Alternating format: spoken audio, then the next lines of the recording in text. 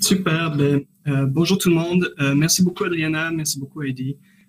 Ça me fait très plaisir d'être là parmi vous aujourd'hui. Je vais partager l'écran pour que vous puissiez voir la présentation. Alors, ça devrait fonctionner à présent. Donc, aujourd'hui, je vais vous parler d'une recherche qu'on a menée au Burkina Faso sur la politique de gratuité des soins de santé pour les enfants et les mères. Et j'aimerais particulièrement mettre l'emphase sur l'interaction de cette politique-là avec le contexte qui est très variable, qui a beaucoup changé. Alors, c'est ça. Comme Adriana l'a dit tout à l'heure, moi, je suis professeur ici à l'École de santé publique de l'Université de Montréal. Je suis aussi chercheur associé au CERSAP, qui est la Société d'études et de recherche en santé publique, l'organisme partenaire de cette étude, qui est situé donc à Ouagadougou. Juste pour remettre les choses en perspective, cette recherche a été menée dans le cadre de l'initiative qu'entre nous on appelle ISMEA ou INCHA en anglais. Donc c'est l'initiative pour l'innovation pour la santé des mères et des enfants en Afrique.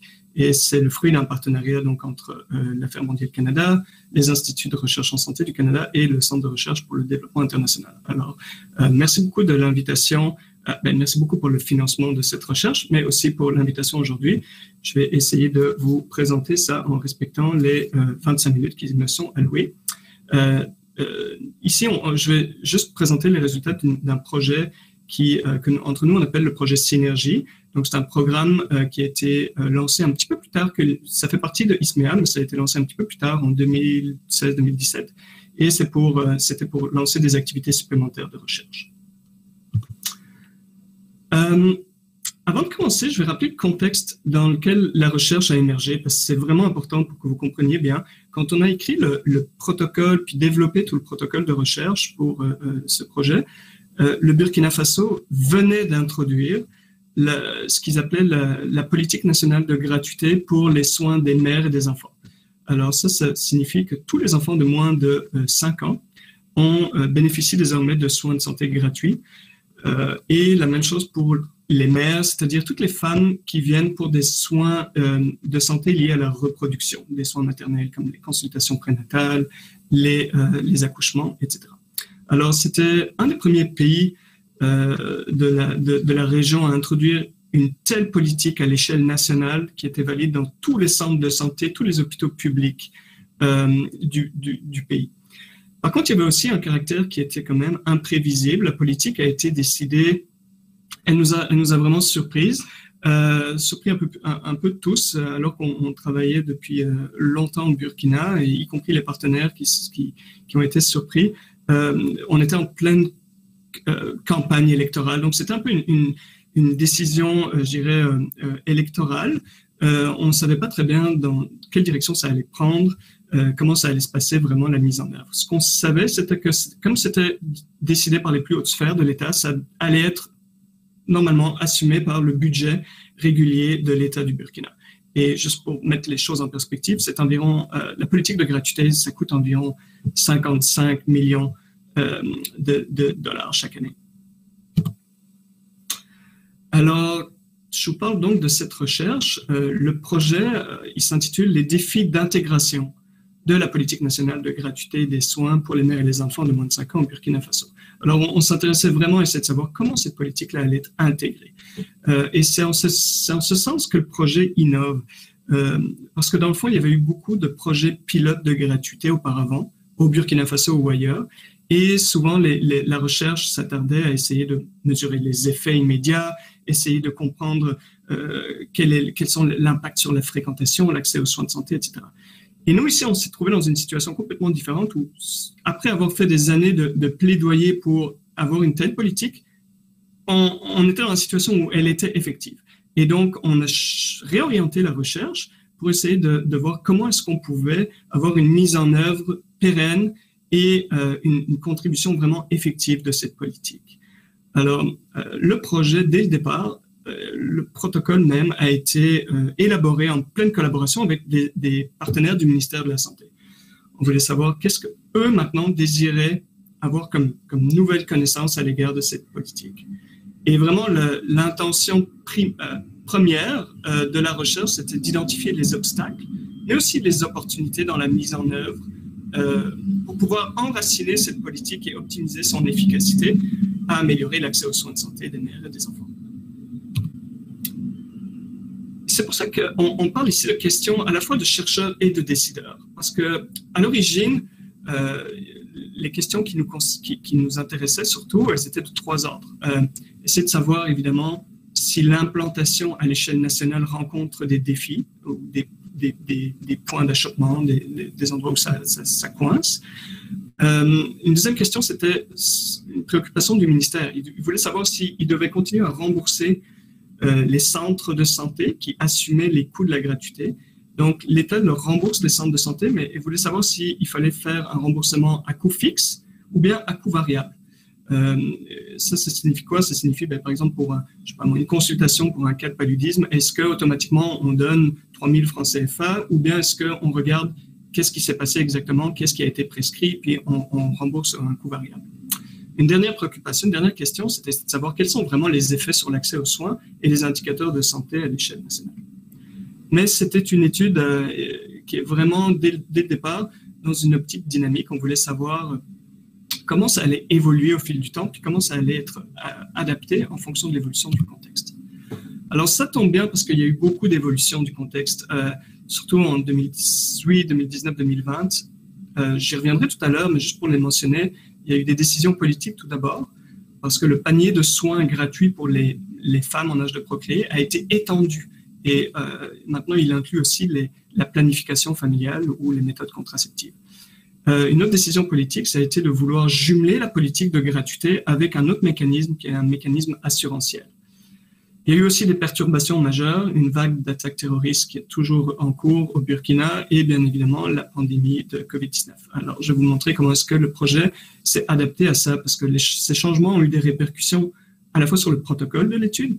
On n'a pas pu aller exactement dans les zones où on voulait aller, rencontrer les personnes qu'on avait présélectionnées, etc., en raison des nouvelles de ce contexte.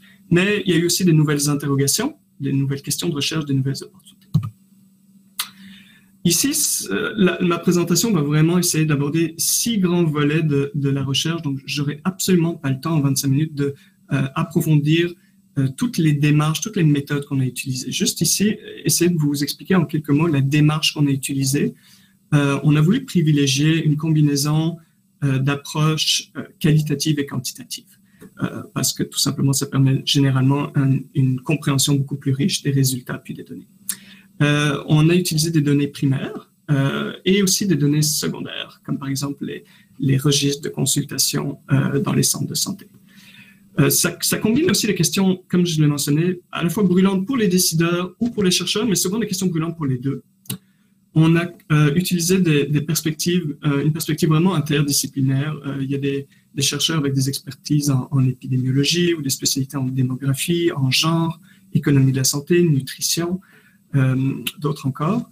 Et finalement, on voulait avoir une visée longitudinale, voir comment est-ce que la mise en œuvre allait se faire au fil du temps, au fil des ans, et avoir un certain regard sur la complexité. Comment est-ce que cette mise en œuvre interagit avec le contexte. Par contre, il y a 2 prismes qui sont constants. C'est tout d'abord, on s'intéresse fondamentalement à la santé maternelle et infantile et à l'accès aux soins de santé en vue d'améliorer la santé maternelle et infantile. Et le deuxième prisme, c'est le genre. Je dirais même le genre à l'intersection encore de la vulnérabilité. Donc, on voulait comprendre les pratiques, le ressenti, le vécu, les perceptions des femmes et encore plus des femmes en milieu rural, dans des régions vraiment éloignées, encore plus caractérisées par la pauvreté, la vulnérabilité, l'éloignement. Donc, il y a 6 volets, je vous l'ai dit tout à l'heure. Le premier volet que j'intitule ici « Gratuité et Empowerment », vous me pardonnerez l'utilisation de ce terme anglais, probablement « autonomisation », mais en tout cas, peu importe.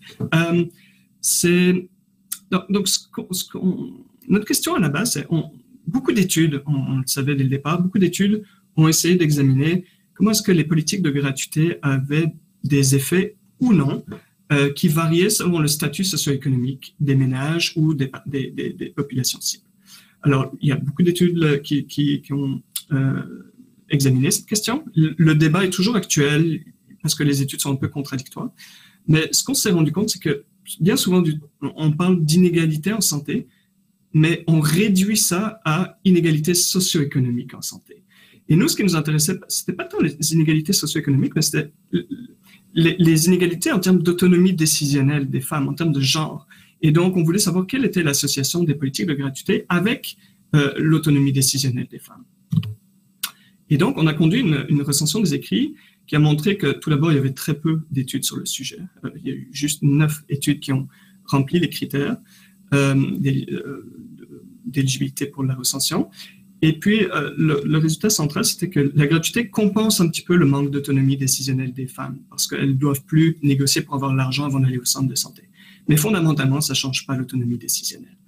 On voit aussi qu'il y a une sorte d'interaction, à la fois une interaction et une modération, pour ceux d'entre vous qui sont plus familiers avec l'épidémiologie, de l'autonomie décisionnelle des femmes. Et donc, tout ça pour dire que il faut à tout prix prendre ça en considération lorsqu'on essaye d'examiner les effets de la gratuité sur l'accès aux soins de santé et ultimement sur la santé maternelle et infantile. On doit tenir compte de l'autonomie décisionnelle des femmes. Alors, vous pouvez en savoir beaucoup plus en lisant l'article qu'on a publié dans BMC Health Services Research. Je pense que tous les liens vont être placés au fur et à mesure dans le chat. Pour conclure cette recension des écrits, ce qu'on a vu aussi, c'est, vous voyez ici un cadran qui est adapté de Rao et collaborateurs, qui s'appelle le Gender at Work Framework. Et ce qu'il dit ce cadran, c'est que, dans le fond, bon, selon 2 axes, l'axe informel, formel ou l'axe individuel, collectif, il est important d'agir sur les 4 sphères pour favoriser l'autonomie décisionnelle des femmes.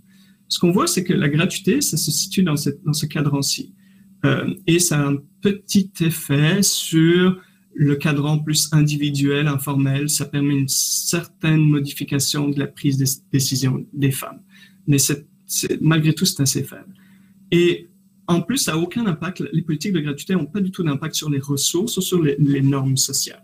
Alors ça, c'est vraiment un message clé de cette recension des écrits, c'est qu'il faudrait agir sur les ressources et les normes sociales via les politiques de gratuité. Il ne faut pas juste se soucier ou se limiter à un cadran, mais il faudrait essayer de complémenter les politiques de gratuité. C'est pour ça qu'on suggère, plutôt que de parler d'améliorer l'accès aux soins de santé, on entend souvent parler dans tout le discours de couverture sanitaire universelle, etc., on suggère de parler plutôt d'améliorer l'accès équitable pour les femmes et les hommes aux soins de santé. Alors, ça serait modifier un peu le prisme ici, la manière de concevoir. Le deuxième volet dont je vais vous présenter aujourd'hui, on l'intitule « Débordement de la gratuité ». Vous allez comprendre dans quelques secondes pourquoi. Dans le fond, on est allé réaliser des entrevues semi-dirigées avec des maires. Et bon, elles ont confirmé un petit peu les résultats qu'on a vus dans la recension, donc concernant la prise de décision, l'autonomie décisionnelle. Mais elles ont aussi révélé des enjeux éthiques qui étaient insoupçonnés et qui ont été très peu étudiés, curieusement, dans les écrits sur les politiques de gratuité. Tout d'abord, elles ont dit qu'elles avaient une connaissance imparfaite des critères d'éligibilité. Pourquoi est-ce que c'est 59 mois, 60 mois pour les enfants, où est-ce que ça s'arrête, où est-ce que ça commence, etc. Et puis, même s'ils connaissaient les critères, parfois, elles les comprenaient pas. Elles comprenaient pas la logique derrière. Pourquoi est-ce qu'un paludisme chez un enfant de 58 mois, on peut l'emmener gratuitement, mais s'il a 61 mois, on ne peut plus l'emmener gratuitement, alors que le paludisme va être probablement tout aussi dangereux, peu importe que tu aies 58 ou 61 mois. Pour la femme, c'est la même chose. Elle parlait de leur propre problème de santé, puis elle dit, ben, pourquoi est-ce que mon problème de santé, il devient gérable, entre guillemets, uniquement lorsque j'ai un enfant dans mon ventre? Alors, il y avait un petit peu cette dimension-là. Un autre résultat intéressant, c'est qu'elle nous dit, vous savez, la gratuité, c'est bien, mais ça ne permet pas de thésauriser, ça ne permet pas d'économiser ce que l'on n'a pas. Donc, en tant que tel, la gratuité ne donne pas des meilleures ressources ou un accès à des meilleures ressources. Et finalement, ça entraînait tout cela des pratiques de débordement ou un petit peu d'élargissement, si vous voulez, de la gratuité. Donc, il y avait certaines pratiques lorsque des enfants éligibles à la gratuité, un petit enfant était malade, on l'emmenait en consultation auprès de différents centres de santé. Ça permettait d'avoir plusieurs fois le médicament. On faisait un peu une pratique de stockage de médicaments qu'on pouvait après redistribuer aux autres membres du ménage. Alors, c'est une pratique parmi d'autres et vous pourrez les découvrir dans ce papier qui va sortir incessamment dans Canadian Journal of Bioethics. Ce qu'on a vu aussi, parce qu'on a fait des entrevues après avec les membres du personnel soignant, puis eux nous disaient vivre une sorte de tension éthique. Parce que d'une part, ils vivent dans les communautés, ils voient très bien la pauvreté, le dénuement, et ils comprennent tout à fait les pratiques de débordement. D'un autre côté, ils sont tenus par leur autorité, par les directives, de faire appliquer les critères stricts d'éligibilité à la gratuité.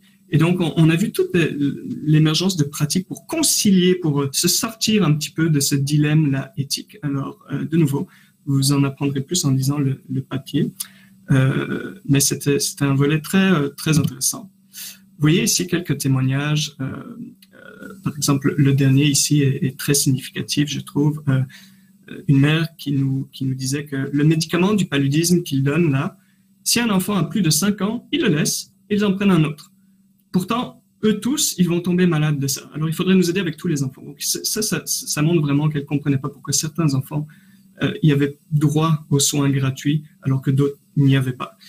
Ce qui signifie, lorsqu'on est dans un ménage complètement démuni, que si vous n'avez pas les moyens, l'enfant ne sera pas emmené au centre de santé et ça risque d'avoir un cas de paludisme grave avec des conséquences beaucoup plus néfastes.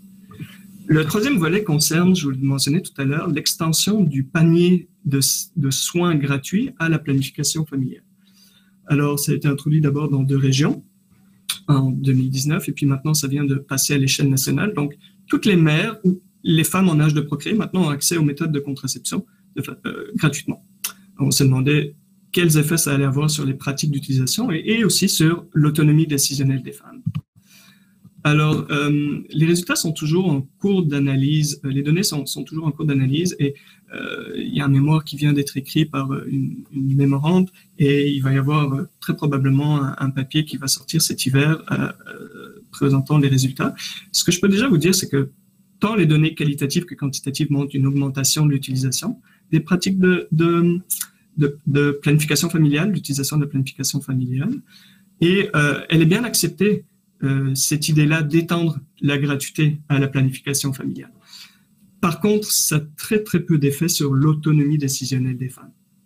Il y a beaucoup de résistance des maris, d'autres membres du ménage, des normes sociales.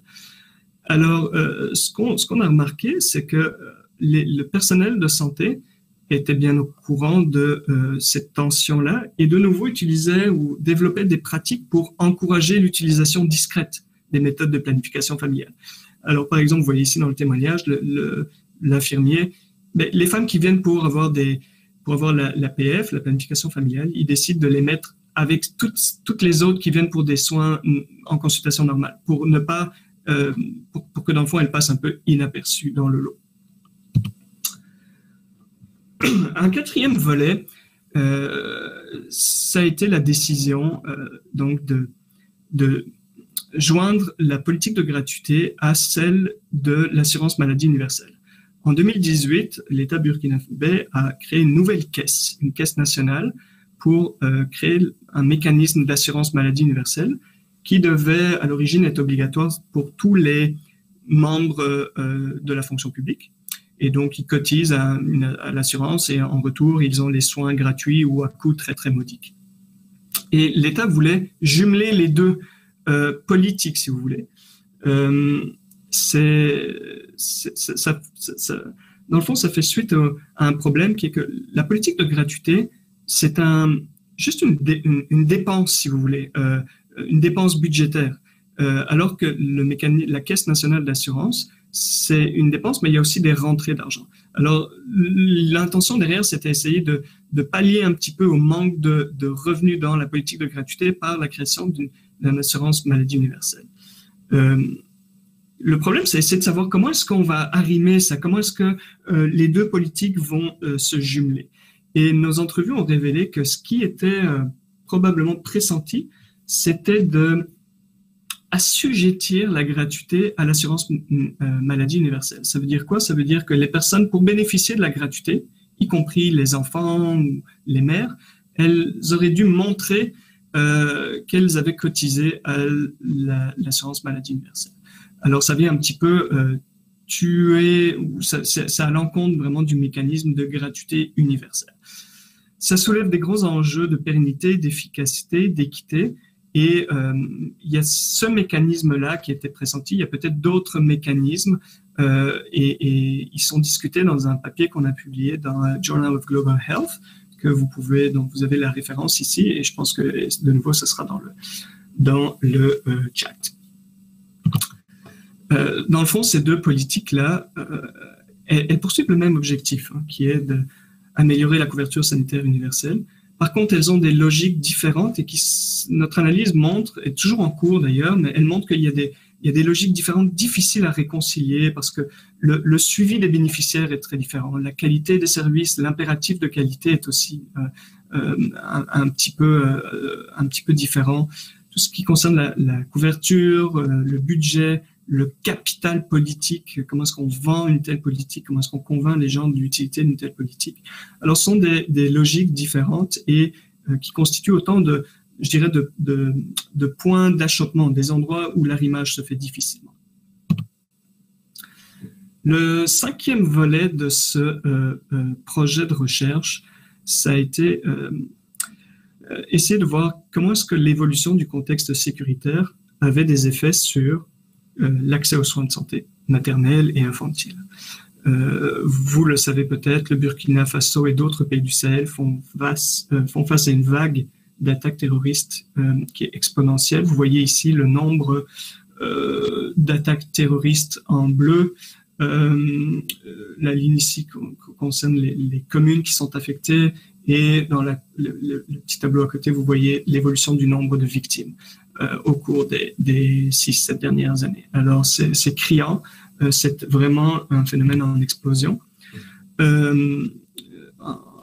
La carte ici présente toutes les communes, les 350 communes du Burkina et selon le degré d'intensité des attaques. Donc, plus vous êtes dans le rouge foncé, plus il y a eu des attaques. Je vous invite à voir la commune de Tongo-Mayel, qui est l'une des communes les plus frappées, parce que je vais vous présenter des résultats dans quelques secondes au sujet de cette commune-là. Vous voyez que les attaques sont surtout concentrées dans le nord et dans l'est, mais pas uniquement. Qu'est-ce que nos analyses ont révélé que, dans le fond, les attaques avaient un effet immédiat sur plusieurs indicateurs de santé maternelle. Donc, ça réduit la fréquentation dans les centres de santé pour les visites prénatales, pour les accouchements assistés, pour les césariennes. Je ne vais pas passer à travers tout le tableau, mais l'effet est flagrant. Ici, j'ai présenté juste les résultats de la modélisation pour une commune, la commune de Tongo-Mayel, que je vous présentais il y a quelques secondes, et qui a subi 31 attaques en 34 mois. Vous voyez en bleu quelle aurait été la situation, quelle aurait été l'évolution s'il n'y avait pas eu d'attaque. Et puis, qu'est-ce qui s'est passé, qu'est-ce que le modèle prédit en fonction de la réelle situation, donc de l'évolution du contexte sécuritaire. Vous pouvez en savoir beaucoup plus en regardant le papier qu'on a publié dans BMJ Global Health. Juste mentionner qu'on avait on a décelé deux gradients. Donc, d'une part, l'effet était différent selon le type de soins. Il était un petit peu moins important, un peu moins marqué pour les visites prénatales, tandis que les réductions étaient vraiment plus prononcées pour les accouchements assistés et pour les césariennes, qui sont des indicateurs étroitement associés à la mortalité maternelle et néonatale. Alors, c'est très préoccupant. Le second gradient, c'était que la réduction était plus importante s'il y avait eu plusieurs attaques dans la commune. Alors, ça renforce un petit peu la crédibilité des résultats. Le sixième volet, et je vous promets, c'est le dernier, c'est essayer de voir comment est-ce que la pandémie et toutes les mesures qui ont été prises pour limiter la pandémie ont un impact sur l'offre et la demande des soins au Burkina. On a une double hypothèse, c'est que d'une part, ça risque de diminuer le recours aux soins en raison de la peur des membres des communautés de contracter le virus au centre de santé. Et d'autre part, ça risque d'affecter l'offre parce qu'il y a beaucoup de programmes d'intervention ou de centres qui risquent d'être fermés ou interrompus à cause de la pandémie. Donc, on essaye de savoir quel sera le contre-coup sur un ensemble d'indicateurs, à la fois pour les pratiques de recours aux soins, mais aussi la couverture vaccinale, la qualité, voire même l'insécurité alimentaire dans les ménages et la morbidité, mortalité maternelle.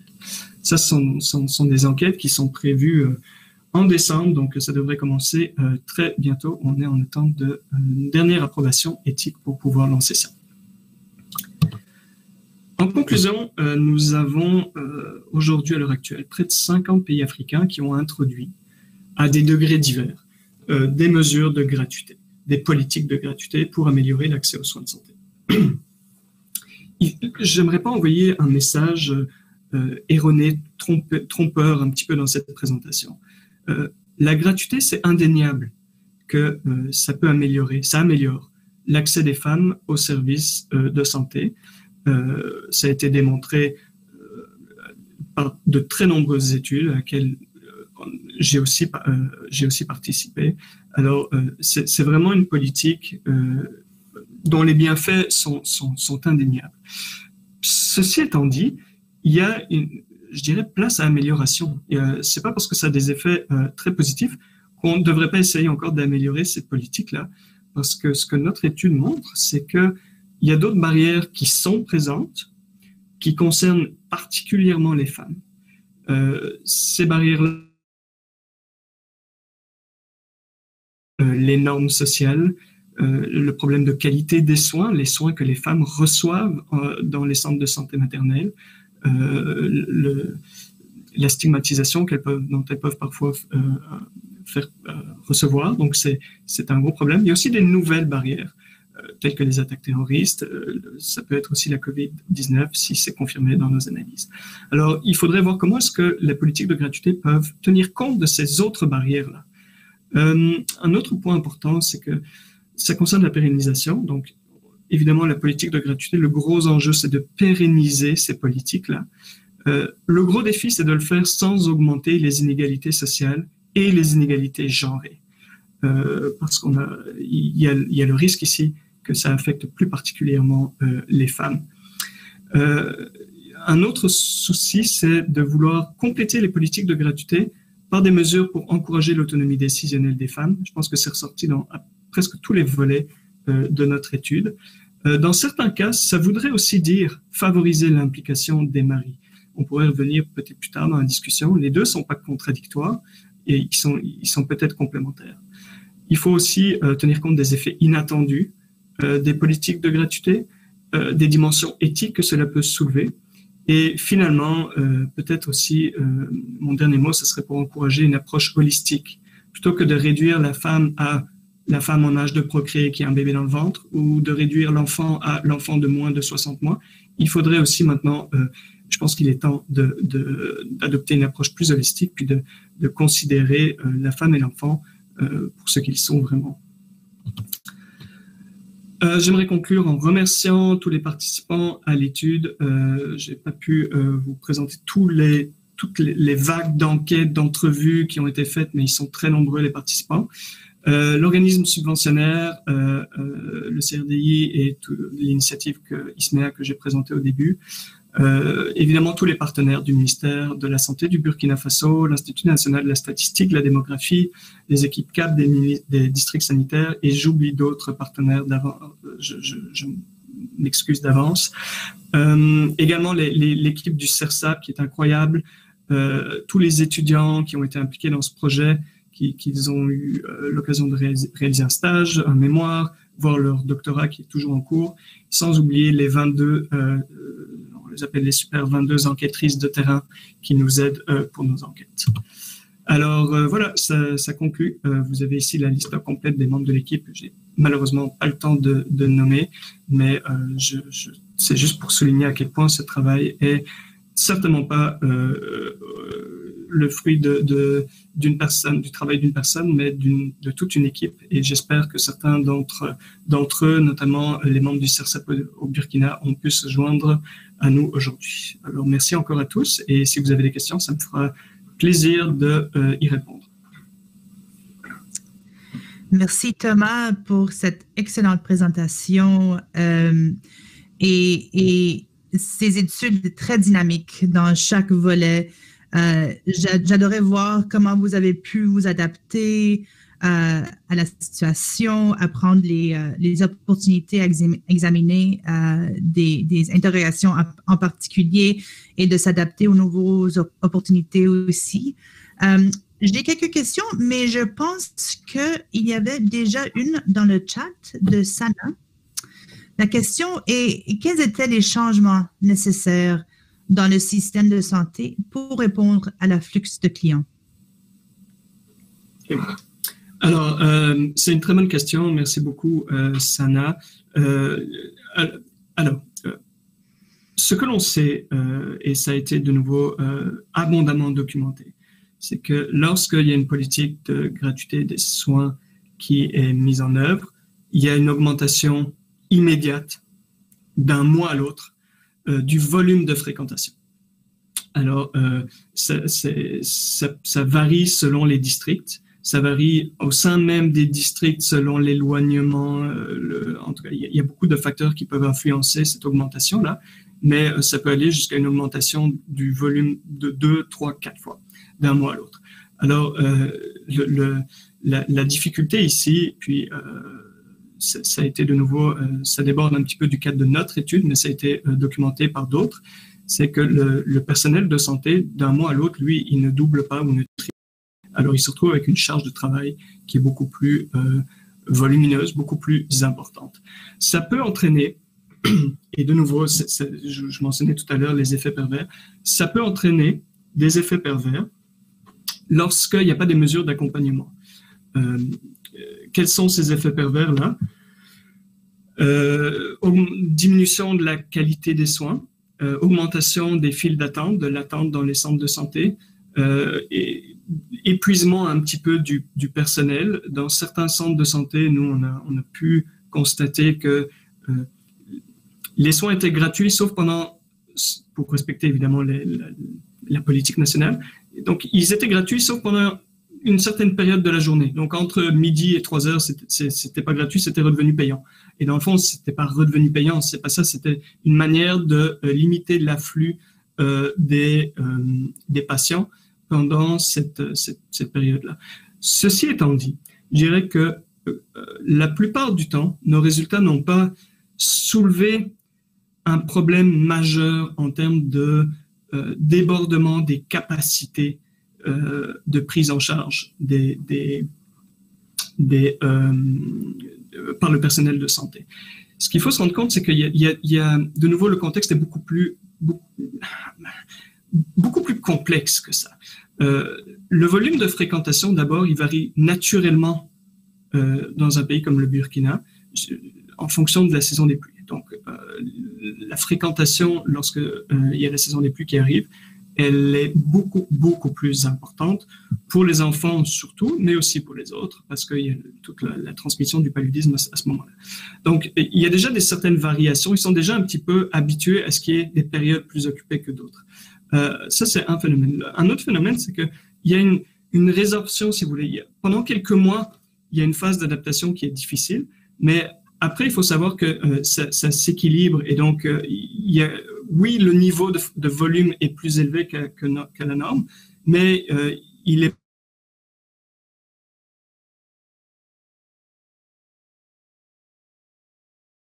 se résorbe un petit peu, se ralentit.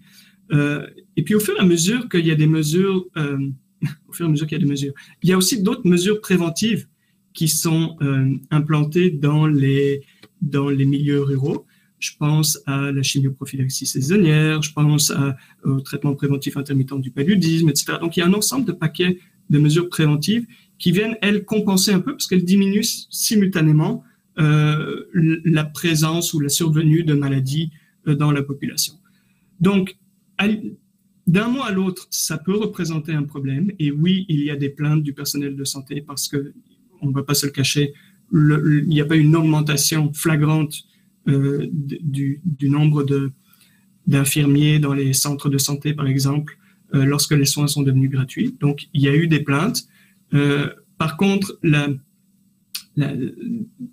ce que nos entrevues révèlent, c'est qu'il n'y a pas une situation dramatique où ils sont complètement surchargés. Je dis pas que ça n'arrive jamais, mais grosso modo, c'est pas quelque chose qu'on a observé de façon systématique ou ce n'est pas un problème majeur. La plupart des membres du personnel de santé sont en faveur de la gratuité. Et ils admettent que ça vient avec son lot de difficultés, parce que oui, il y a plus de travail, parce que oui, il y a certains problèmes maintenant à régler, comme éligibilité, des personnes qui essayent d'avoir la gratuité alors qu'ils ne devraient pas être éligibles, etc. Il y a des problèmes, mais grosso modo, ils appuient, ils sont très favorables aux mesures de gratuité. Très intéressant, ça. Merci beaucoup, Thomas. On a une autre question de Geneviève. Quelles avenues sont envisagées actuellement pour favoriser l'implication des maris ou des hommes en PF, en planification familiale? Okay. Excusez-moi, Thomas, je vais juste t'interrompre pour l'instant.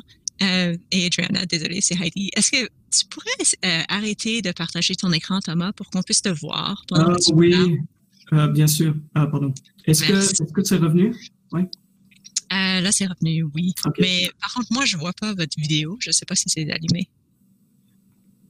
Oui, c'est allumé. Oui, c'est allumé. Ok, c'est juste de mon côté. Désolé. Merci. Okay. Merci beaucoup, Geneviève, pour la question sur comment est-ce qu'on fait pour impliquer les maris. C'est une excellente question. Je vais être 100% honnête, je ne suis pas sûr d'avoir la réponse.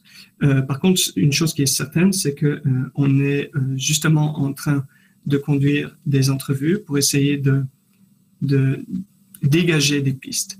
Il faut savoir que l'implication des maris, je vais essayer d'abord de parler de ce que nous, on a observé. L'implication des maris dans la PF, on pense que c'est important. Le personnel de santé pense que c'est important. Les femmes pensent que c'est important. Et les maris pensent que c'est important. Donc, c'est généralement quelque chose qui est assez recommandé par à peu près tout le monde. Pourquoi? Parce que ça peut entraîner des effets pervers. Je vous parlais tout à l'heure de certaines femmes qui, discrètement, maintenant, ont un meilleur accès à la PF. Alors, en soi, c'est positif parce qu'elles veulent y avoir accès et donc on facilite l'accès.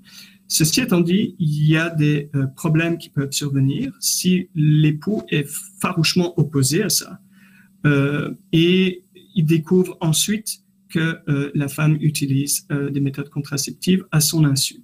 C'est des problèmes qui ont été renseignés, documentés dans tout à fait d'autres contextes. Je pense aux méthodes de le microcrédit, des études en Inde qui ont soulevé ce genre d'enjeux-là aussi. Pourquoi? Parce que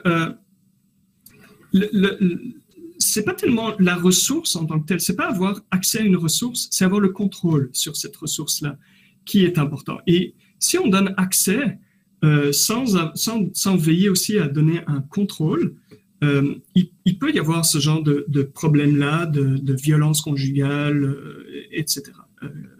Alors, ça c'est à la base. Pourquoi est-ce que tous nous disent que c'est important d'avoir l'implication des maris? Personne veut, les femmes ne veulent pas faire ça à l'insu, les femmes ne veulent pas de problème, le personnel de santé ne veut pas être mêlé à des situations comme ça. Et donc, c'est à peu près recommandé par tous. Maintenant, c'est le comment votre question pose la question du comment. J'ai pas encore la réponse, mais je dirais que il faut s'y attaquer tout de suite. Et ça passe par une sensibilisation, pas seulement auprès des femmes. Et on met beaucoup d'emphase, à juste titre, sur les jeunes femmes, les adolescentes même, les femmes en âge de procréer en général, mais aussi les femmes adolescentes ou juste en dessous de 18 ans. Et je pense que c'est très important. Mais si on ne s'attaque pas aussi aux normes sociales, si on ne s'attaque pas aussi aux dynamiques à l'intérieur des ménages, il peut y avoir des problèmes.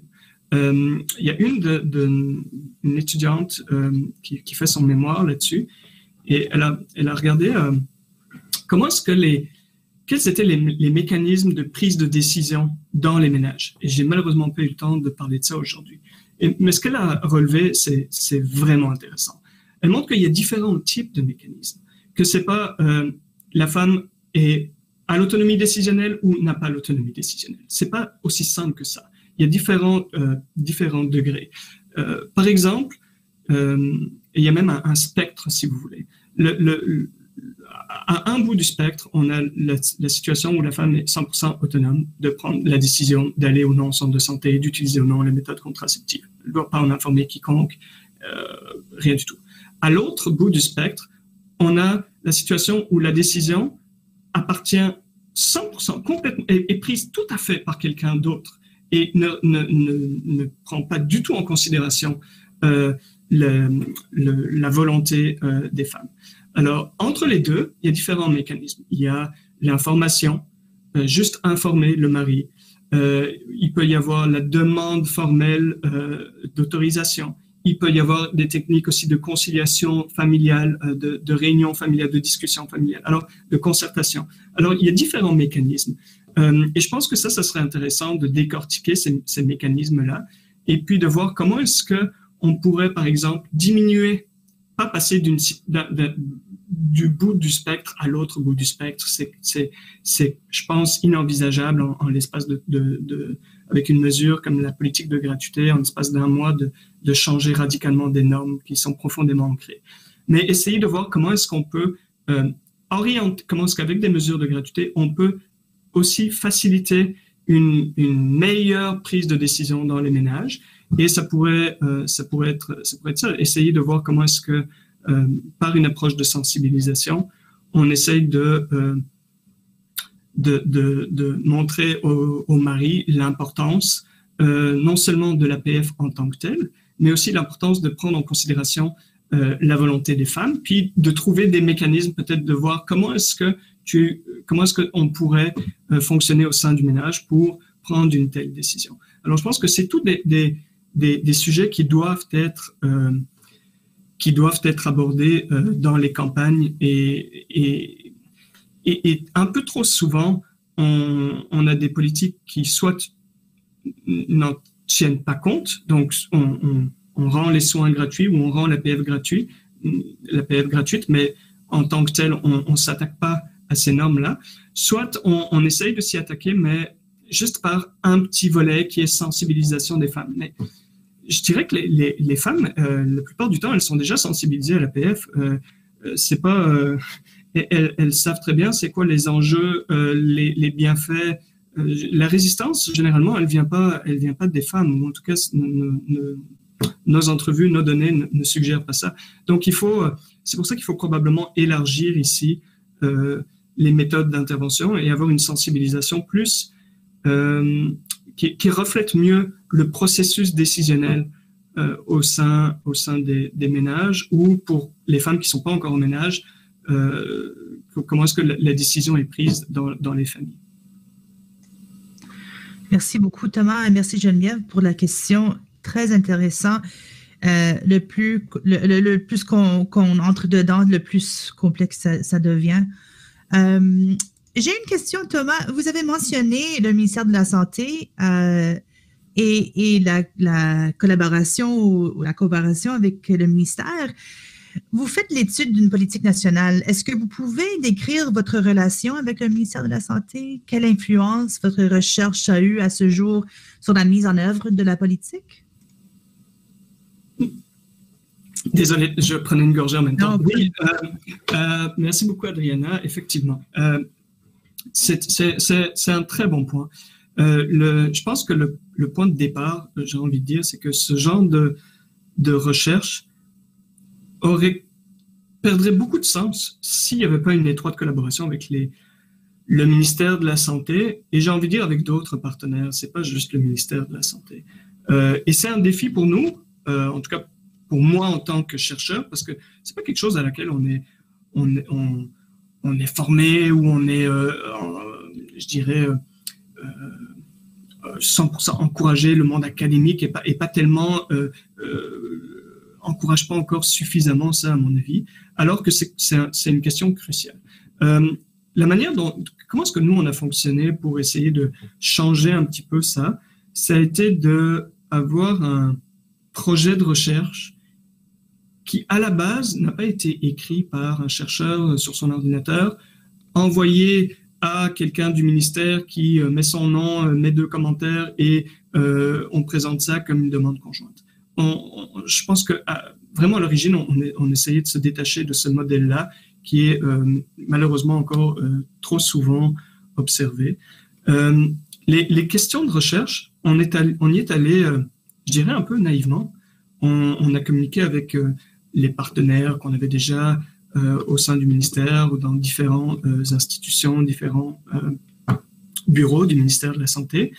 Et on a essayé de voir quelles étaient leurs préoccupations et dans quelle mesure ces préoccupations-là, on pouvait essayer d'y répondre sur base de ce qu'on savait déjà, ou bien essayer d'y répondre par la conduite d'un nouveau projet de recherche. Alors, c'était très nouveau ici parce que la politique de gratuité le Burkina était l'un des premiers à l'introduire à l'échelle nationale, et c'était aussi surprenant, comme je l'ai dit tout à l'heure. Alors, il a fallu collaborer, je dirais, rapidement pour ficeler tout ça dans le projet de recherche. Après, comment est-ce que ça s'est fait? Comment est-ce que se fait la collaboration? Puis quel est l'impact? Je dirais que ça dépend des volets. Il y a des volets pour lesquels les résultats peuvent être directement envoyés à une personne spécifique du ministère de la Santé ou le responsable d'un bureau ou bien d'un programme particulier parce que ça le concerne directement. Je parle par exemple les analyses sur les coûts que je n'ai pas présentées ici. Est-ce qu'il y a une hétérogénéité dans le coût de remboursement? Est-ce qu'il faudrait mieux avoir une approche remboursement par coût fixe ou bien par coût variable? C'est quelque chose qui intéresse directement le bureau qui est en charge de la politique de gratuité et qui doit s'occuper de rembourser les districts, etc. Alors ça, je dirais que c'est vraiment une retombée très concrète, assez rapide. Le lien se fait directement et c'est facile un petit peu de convaincre l'utilité puisque ça a été dès le départ une demande qu'ils ont formulée. Il y a eu d'autres résultats de recherche qui concernent plus d'acteurs. Ça déborde complètement du ministère de la Santé. Je pense à l'étude sur les effets des attaques terroristes. Le ministère de la Santé, c'est sûr, on le contacte puis on l'informe de ça, mais ils se sentent un peu pieds et poings liés parce qu'ils n'ont pas une mesure concrète directement applicable. Ça vient pas avec une recommandation. Ah, mais vous devriez interdire les attaques terroristes. Je veux dire, c'est pas ça. Donc c'est le genre d'étude de résultats qui est important pour monter un plaidoyer qui déborde complètement le cadre du ministère de la Santé, j'ai envie de dire déborde du cadre du Burkina Faso. Alors ici, ce qui est important, c'est essayer d'élargir, en tout cas d'envoyer ce message-là, ces résultats-là aux personnes concernées ou qui pourraient être concernées, qui se trouvent aussi dans d'autres institutions et d'ailleurs dans d'autres pays, parce que toute la sous-région pourrait être est concernée par les mêmes enjeux. Alors, je dirais que c'est un peu ça la réponse. Ça dépend un peu donc les retombées directes en termes de politique de prise de décision. Ça dépend du volet de l'étude. Ça dépend est-ce qu'on a des recommandations directement qu'on peut formuler directement. Je pense par exemple à l'arrimage entre la Caisse nationale d'assurance maladie universelle et la politique de gratuité. Là, c'était quelque chose de très brûlant qui était en cours de discussion au sein du ministère de la Santé. Et il faut bien différencier parce que le ministère de la Santé, c'est gros. Donc, il y a aussi des enjeux à l'intérieur du ministère de la Santé avec des bureaux qui ont parfois des logiques différentes, des programmes. Alors, il y a c'est complexe. Et je dirais que la meilleure manière, c'est essayer d'impliquer les partenaires décideurs ou ceux qui sont dans les ministères, de les impliquer dans tous les projets dès le départ. Pas juste de leur balancer les résultats à la fin, mais de les informer, de les impliquer directement dans l'élaboration des projets. Lorsqu'on a eu le contexte qui a été modifié et qui a soulevé de nouvelles interrogations, on est allé voir dans quelle mesure ces interrogations-là reflétaient aussi leurs propres interrogations. Est-ce que c'est nous, dans nos bibliothèques et derrière nos ordi, qui voyons des questions qui, pour finir, sont détachées du réel, ou bien est-ce que non, une telle investigation permettrait concrètement de répondre à certaines de leurs interrogations. Alors, je dirais que c'est un réflexe à acquérir à toutes les étapes, mais certainement à adopter dès le départ. Et je pense que le gros défi, c'est de se détacher de ce qu'on avait l'habitude de faire et ce qui est un peu valorisé en science, c'est de penser que c'est le chercheur qui fait sa recherche et puis qui, à la fin, envoie ça et espère que tout le monde suive ses recommandations. Parce que dans la réalité, c'est loin d'être comme ça que ça se passe. Oui, tout à fait. Merci, Thomas. Je vois le temps et je ne pense pas, et je ne vois plus de questions. Je ne pense pas qu'on aurait de temps pour une autre question. Heidi, je ne sais pas s'il y a une question que je ne vois pas. Non, il n'y a pas de nouvelles questions, Adriana. OK, d'accord. OK. Thomas, merci encore pour cette excellente présentation et de nous laisser savoir tous ces super résultats. Les volets sont super intéressants. Le dynamisme aussi, c'est super. Et merci aux participants pour les questions et pour votre participation. Puisque nous avons plus de temps, je voudrais remercier Thomas encore pour cette présentation et pour le travail. Et je vous souhaite tous une bonne journée. Oui, bonne journée à vous. Merci très sincèrement de l'invitation, c'est très apprécié. Merci aux participants et pour tous ceux qui sont dans l'Est du Canada, bonne tempête de neige à tous. Oui, tout à fait. Merci.